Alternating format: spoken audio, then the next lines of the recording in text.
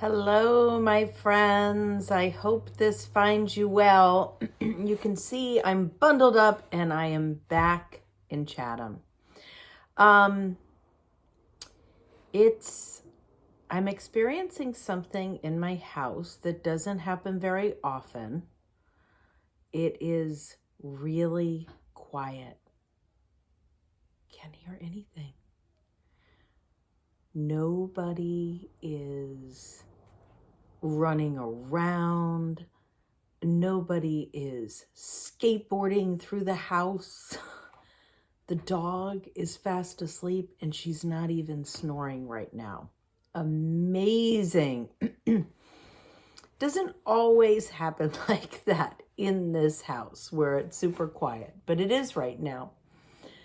It's interesting about quiet.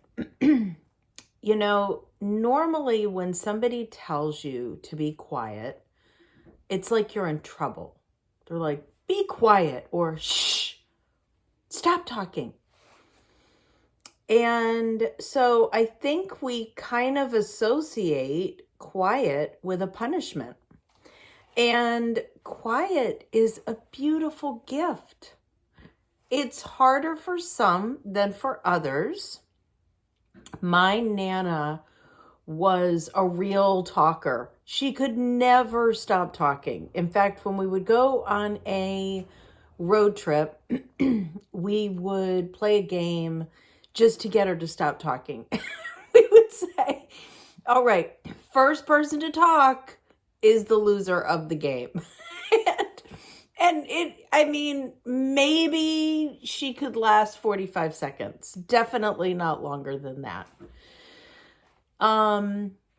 When I was little, there was a very famous actor named Larry Hagman. He was on a show called I Dream of Jeannie. He was also on a show called Dallas, and he was like one of the big actors of the time. And apparently when he was on I Dream of Jeannie, he had one day on set where his character was like yelling a lot. So like the whole day he spent screaming and yelling. And so the next day his voice hurt, so he took a break from talking and didn't talk that day. And he found that something amazing happened to him that day in doing that. And so for the rest of his life, he would reserve one day a week for being completely silent where he didn't talk.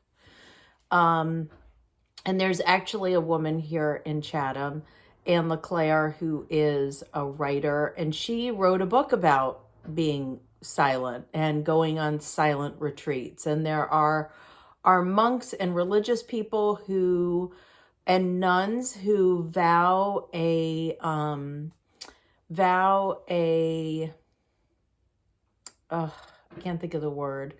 They vow to keep silent. Or they take a vow of silence. I think that's how I should put it. And recently I was talking with some friends, and my one friend said that when she's quiet, that's her God time. That it helps her to connect with God when she is quiet and silent. And so last week we talked about the idea of giving something up. And maybe one thing we should give up during Lent is a lot of chatter. I'm not suggesting that you spend a week. I'm not suggesting you spend a day. I'm not suggesting you spend an hour being silent. But what if you each day this week tried for a little bit longer? Maybe try to be quiet for 60 seconds and then tomorrow for 2 minutes. And just take that time, close your eyes, or look outside at our beautiful world. Take deep breaths and just try and listen for God's voice. It is a spiritual practice that is done during Lent, is being quiet. So try it out. And don't think of it as a punishment. Think of it as a gift. All right. You know, I'm missing your faces so much. I love you guys so much. And all shall be well. All shall be well.